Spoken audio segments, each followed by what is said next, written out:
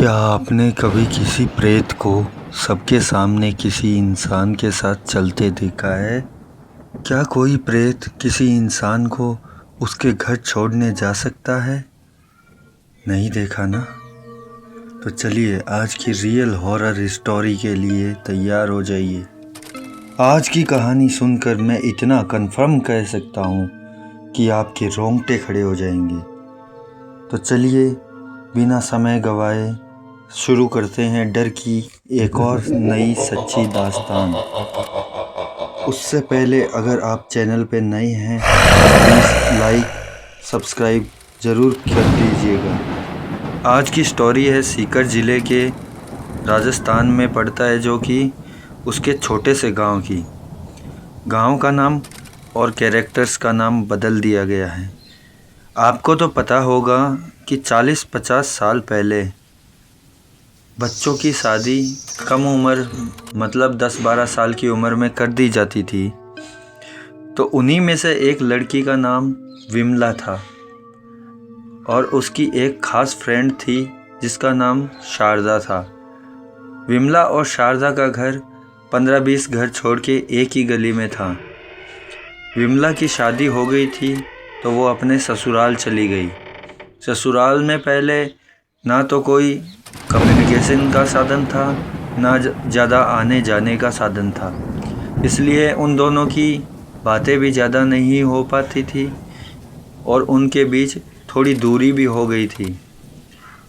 और अचानक क्या हुआ कि 3 महीने बाद विमला अपने ससुराल से वापस अपने पीहर आती है।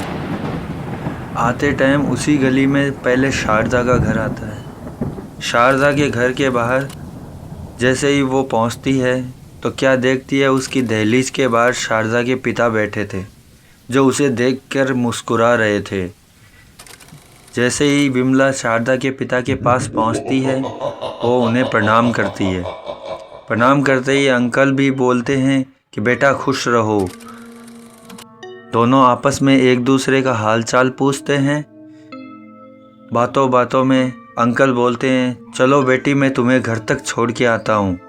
तो विमला बोलती है हाँ अंकल चलो, जो कि उसकी सबसे बड़ी गलती थी। तीनों जन आपस में बातें करते करते विमला के घर तक पहुँचते हैं और जैसे ही विमला का घर आता है अंकल दहलीज के बाहर ही रुक जाते हैं। तो विमला बोलती है कि अंकल अंदर आ जाइए।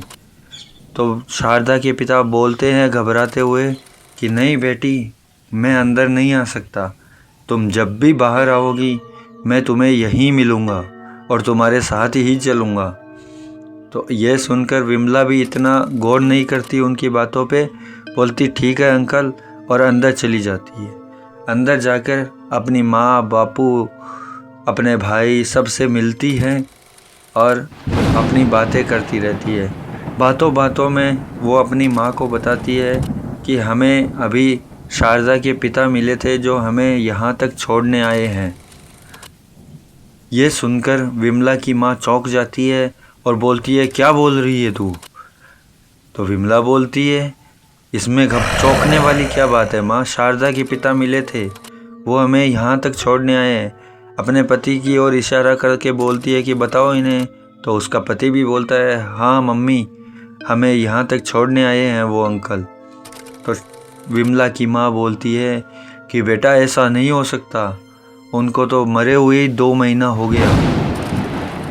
तो विमला बोलती है क्या माँ, ऐसा थोड़ी ना हो सकता है, वो तो हमें अभी छोड़ने आए हैं। ये सुनकर विमला के कपकपी छूट जाती है और उसे तेज़ बुखार आ जाता है। वो वहाँ से उठकर गेट के बाहर जाकर देखती है तो शारदा के पिता अभी भी गेट के बाहर ही खड़े थे। वो खाली उस विमला को दिखाई दे रहे थे, ना और किसी को घर में किसी और को दिखाई नहीं दे रहे थे।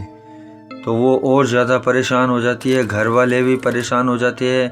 उसके 3 दिन तक लगातार बुखार रहता है। बाद में चौथे दिन वो अपने पति के साथ वापस अपने ससुराल जाने की तैयारी करती है तो वो देखती है कि बाहर अभी भी वो अंकल खड़े हैं, उसका वेट कर रहे हैं।